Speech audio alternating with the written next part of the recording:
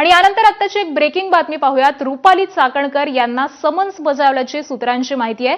शिवनिका संस्थांच्या सगळ्या आजी आणि माजी सदस्यांची चौकशी होणार आहे अशी देखील सूत्रांकडून सध्या माहिती कळते आहे। शिवनिका संस्थेचे सगळे व्यवहार हे आता एसआयटीच्या रडारवरती आलेले आहेत आणि याच अनुषंगाने रुपाली चाकणकर यांना देखील समन्स बजावण्यात आले। आणि याच संदर्भामध्ये अपडेट देतात आमचे प्रतिनिधी शुभम बोडके सध्या आपल्यासोबत आहेत। शुभम, शिवनिका संस्थांचे जे आजी माजी सदस्य आहेत त्यांची आता चौकशी केली जाणार आहे आणि यामध्ये महत्त्वाचं नाव आहे ते म्हणजे रुपाली चाकणकर यांचं। त्यांना देखील समन्स बजावल्याची माहिती मिळते। काय अधिकचे अपडेट्स आहेत?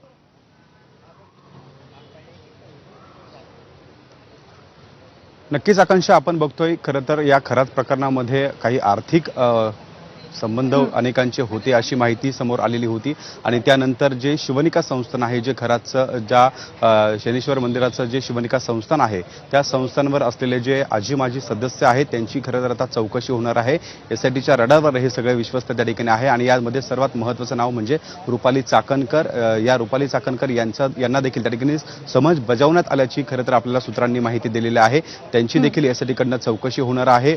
काही आर्थिक व्यवहार झाले आहेत का, या संस्थांच्या माध्यमातून नेमके कोणकोणते कामं त्या ठिकाणी सुरू होते, त्यासोबत या संस्थांमध्ये कोणाकोणाचे त्या ठिकाणी आणखी नावं आहे किंवा राजकीय लोकांचे काही हितसंबंध होते का, या ठिकाणी ज्या खरात प्रकरणामध्ये खरं तर जे उकस कार्यालय आहे त्यामध्ये जे काळे कारनामे हा खरात करत होता याची सगळी माहिती या संस्थांच्या संचालकांना होती का, या सगळी जी माहिती आहे ती खरं तर आता एसआयटीच्या अधिकाऱ्यांकडनं त्याची सगळी चौकशी केली जाणार आहे। आणि खरं तर रुपाली चाकणकर यांची देखील या संदर्भामध्ये चौकशी होणार असल्याची आपल्याला सूत्रांनी माहिती दिलेली आहे। आणि आज दिवसभरामध्ये किंवा रात्री उशिरापर्यंत रुपाली चाकणकर यांना एसआयटी समोर त्या ठिकाणी आणलं जाईल आणि त्यांची देखील चौकशी केली जाईल अशी माहिती देखील आपल्याला विश्वसनीय सूत्रांनी दिली आहे।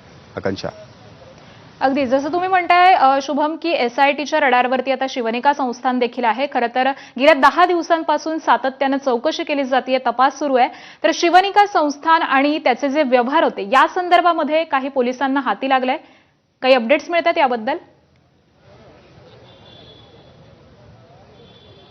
नक्कीच, खरं तर ज्यावेळी या अशोक खरातला कोर्टामध्ये हजर केलेलं होतं त्यावेळी खरं तर एसआयटीला ज्या संस्थांची माहिती आहे त्या संदर्भात देखील चौकशी करायची होती अशी देखील विनंती खरं तर कोर्टासमोर या एसआयटीच्या अधिकाऱ्यांनी केलेली होती। आणि त्याच अनुषंगानं काही चौकशीचे जे धागेदोरे आहेत ते त्या ठिकाणी पोहोचलेले होते।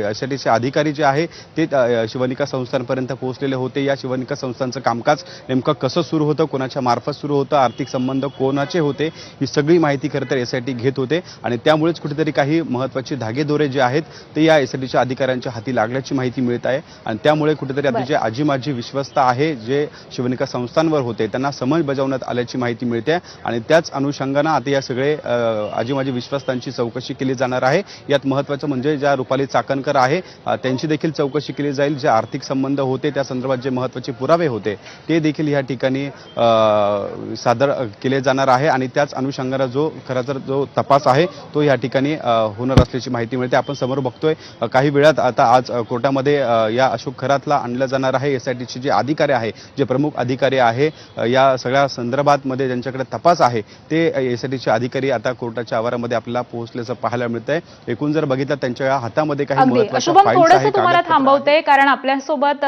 शिवसेना ठाकरे गटाच्या नेत्या सुषमा अंधारे सध्या आहेत।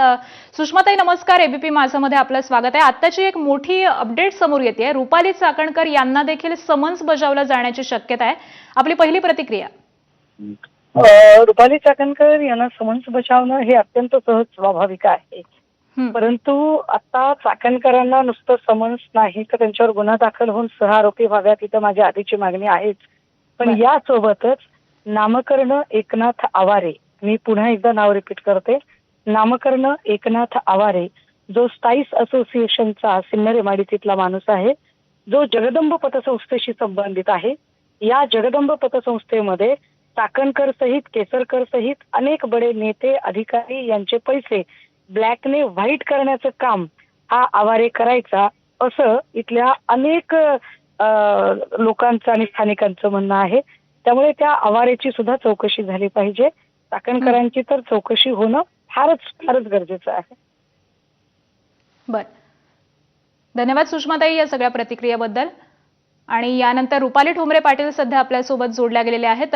रुपालीताई, खरं तर रुपाली चाकणकरांना आता समन्स बजावली जाण्याची शक्यता आहे. त्यांची एसआयटी कडून चौकशी होऊ शकते. आपली पहिली प्रतिक्रिया?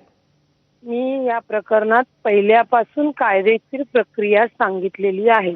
एखादा गुन्हा झाल्यानंतर त्या गुन्ह्यावर त्या मॅडम स्वतः ट्रस्टी आहेत, त्यांचा एक एक प्रसंगातनं त्यांच्याशी असलेला संबंध हा जो त्याचा तपास एसआयटी करत होती. आणि आम्ही परवाच जेव्हा एसआयटीच्या प्रमुखांना निवेदन दिलं त्याच्यामध्ये या चाकणकर सह आरोपी होतात. जे ट्रस्टी आहेत इतर ते सुद्धा सह आरोपी होतात. मग ते सह आरोपी झाल्यानंतर त्यांचा हस्तक्षेप किती आहे का नाही आहे, हा आरोपीला जरी अधिकार असला तरी गुन्ह्याच्या सगळं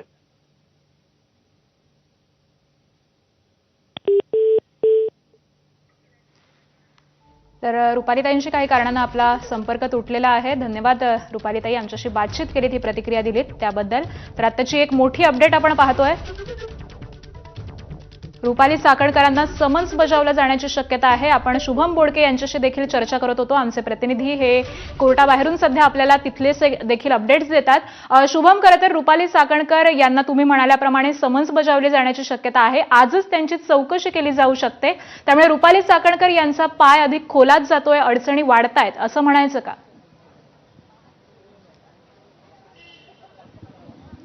नक्कीच आकांक्षा, खरं तर जे शिवनिका संस्थांवर जे ट्रस्ट आहेत या ट्रस्टींची देखील चौकशी केली जाणार आहे. आणि त्यामुळे यामध्ये जे महत्त्वाचं नाव आहे ते आपण बघतोय खरं तर रुपाली चाकणकर. त्यामुळे या रुपाली चाकणकर यांची चौकशी झाल्यानंतर नक्कीच थोडंसं तुम्हाला थांबवतोय, कारण सामाजिक कार्यकर्ते अंजली दमानिया सध्या आपल्यासोबत आहेत. अंजलीताई, आत्ताची एक मोठी अपडेट समोर येते. रुपाली चाकणकर यांना समन्स बजावलं जाण्याची शक्यता आहे. एसआयटी कडून त्यांची चौकशी होऊ शकते. मला आत्ताच असं कळलंय की त्यांना समन्स बजावले गेलेत आणि आजच ती चौकशी होणार आहे असं काहीतरी मी ऐकलंय. पण ही झाली तर अतिउत्तम आणि हेच होणं अपेक्षित आहे.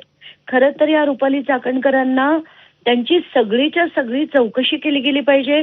त्यांनी किती पीडितांसाठी पोलिसांवर दबाव आणला या सुद्धा गोष्टीची चौकशी झाली पाहिजे. आणि जसं मी पहिल्या दिवशीपासून म्हणतेय, तो एक विकास देवटे नावाचा जो होता ज्याचं प्रकरण त्यांनी सुसाईड केली होती, त्याची केस दाबली गेली होती, त्याची सुद्धा चौकशी झाली पाहिजे की ती केस बंद करण्यामागे सुद्धा कोणाचा हात होता.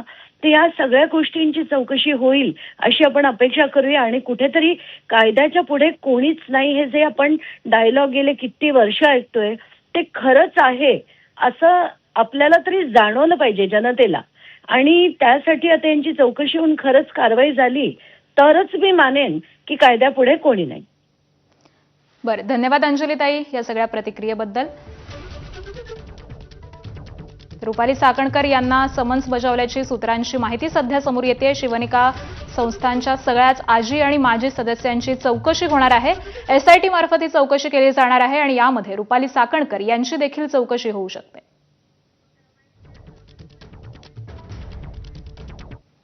तर याकडे आपलं लक्ष असेल, पण तुर्तात थेट जाऊयात तर चंद्रशेखर बावनकुळे सध्या बोलतात.